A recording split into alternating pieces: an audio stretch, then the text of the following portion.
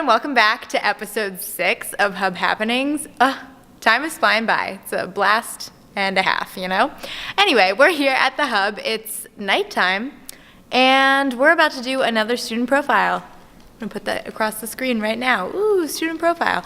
If you remember, student profile from episode, I think it was episode 3, we did Trilogy ENT, and I thought that was really cool. So now we're doing another student profile, this time of the company Lucid Drones, and we're gonna talk to them in just a minute. And not only do you have entertainment from me and the team of Lucid tonight, but you also have entertainment from our resident storyteller, Lucy. Yeah, She's going to be here doing a story on Lucid Drones, and so she's going to be here all night tonight. It's going to be a blast. Anyway, before we get started, moving back into cuter lighting, here we go. Before we get started, make sure to like this video, subscribe to our channel so you never miss an episode of Hub Happenings. You wouldn't want to do that. And that might be it. So, did I get everything, Lucy? Is that all we need to say? Yeah, sounds good. Great. All right. Without further ado, let's get on with the video. I'm MAYANS. I'm the COO of Lucid Drone Technologies. I'm Andrew Asher. I'm the CEO of Lucid Drone Technologies. And I'm Danielson. I'm the CFO of Lucid Drone Technologies. At Lucid, we're more or less revolutionizing the way that multi-storied properties are cleaned. Rather than needing to suspend human workers from great heights via lifts or scaffolds, we've created tethered technology that allows us to easily and safely dispense different types of cleaning solutions to clean brick, roofs, window, pretty much every surface under the sun with a drone. And we're relocating those human workers that used to be hanging from great heights, and now they're on the ground operating our system.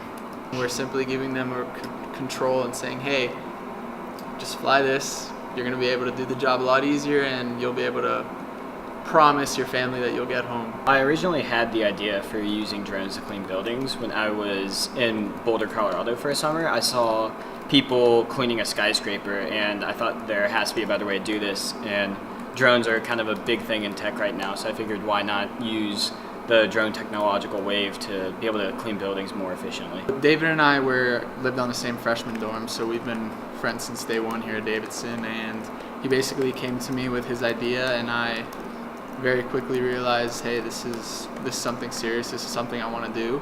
So we started working, and about 2-3 weeks into it, we said, hey, this is quite a big undertaking. We're going after. Let's find a third partner, and it didn't take long in my thought process to think of Andrew, and we brought him on pretty quickly.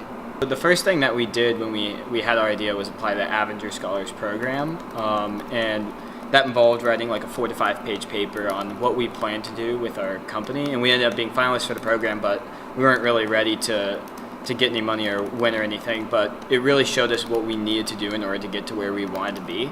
And at that point, we went and bought our first drone after the Avengers program. Mind you, when we applied for the Avengers scholarship, there was no proof that a drone could actually clean. I mean, it was literally an idea that we had a week before, and we were like, hey, let's type up a proposal and see what happens. So that was definitely a good learning experience for us. We went out and got an industrial platform drone that had significant payload and hooked up a pressure washer to it, because at this time we were like, all right, drones and pressure washing, that's the way we were going to clean. And we did all the calculations. We knew it should work theoretically, but we weren't quite sure, so we took it up in the air, turned the pressure washer on, and I think our hearts all stopped for a second there, but lo and behold, it worked. And since then, our actual cleaning process has evolved a lot, but it was an exciting day. Cold December morning. Yeah, we were out on the intramural fields, and yeah, that was a memorable day for sure. We spent probably an hour or two almost every night in Andrew's room that Lucid semester. headquarters. Lucid headquarters worldwide. Yeah, Lucid headquarters was on the futon in my dorm room. Yeah. So there was one night that at like 10:30, 11 o'clock at night, I got a phone call from a guy that works in the startup world down in Miami, and I spoke to him. I pitched him our idea, and he was interested, and he said, all right, send me your one-pager tomorrow morning. Which is like a one-page executive summary of what the company does. He goes, send me your one-pager before I get in the office at 8 a.m. so I could, give it a look, get a better feel for what you guys are doing. I literally called them as soon as I got off that phone call, and I was like, guys, I don't know if you have homework. I don't know if you're like about to go to sleep, but whatever you're planning on doing, that's no longer your plan.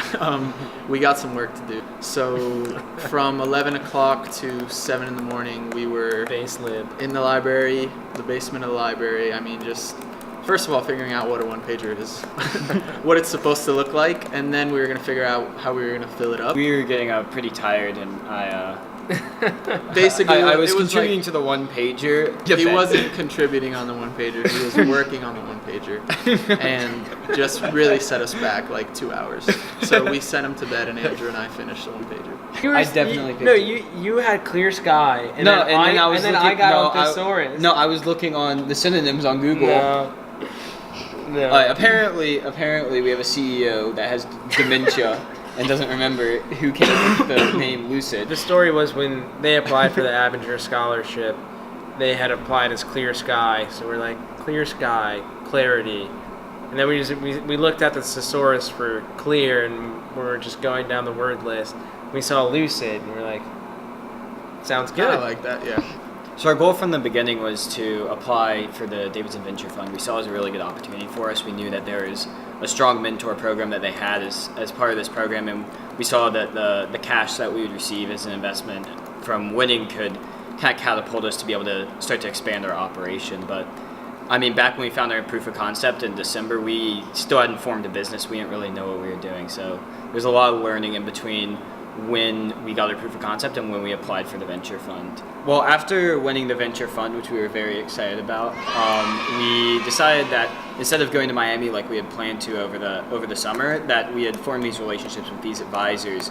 We had enough positive momentum going in the Davidson area that we wanted to stay here to continue to grow what we had built here versus transplanting everything.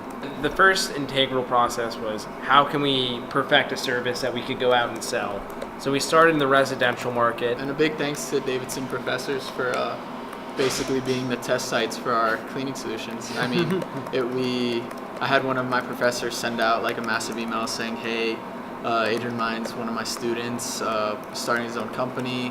They're offering residential cleaning services, and anyone that needs some cleaning, please reach out to Lucid. And we got some good leads from that, and a majority of the houses that we did clean that summer were in some way affiliated with Davidson College. So, and once we figured out what we were able to offer people and what we could really sell, we realized our innovations most needed in the non-residential space. So that's when we transitioned to focusing on non-residential properties. So the biggest thing we're doing now is we're trying to build up a sales pipeline, and we're all learning sales as we go. Each dollar we generate and each additional building we can add to our portfolio, it's just icing on the cake in a sense. We already know it can clean effectively, but now it's, we've got next week 2 demos scheduled with large property management companies. We have to go prove to them that it can clean just as well as we've already seen in order to really catapult us forward, because we know this is the future of cleaning, and now we just need to get out there. So you can follow us on at Lucid Drone Tech on Twitter, Instagram, and feel free to follow us on LinkedIn as well.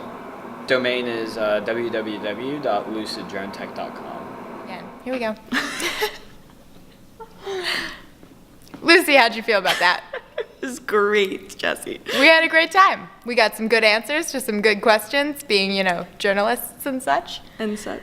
Lucid is really cool. It was really nice of them to, meet up with us and answer these questions for us. And so big thank you to them. Go follow them wherever you can. I'm sure we'll link some stuff below. And that was a great episode 6. Don't you agree? Absolutely.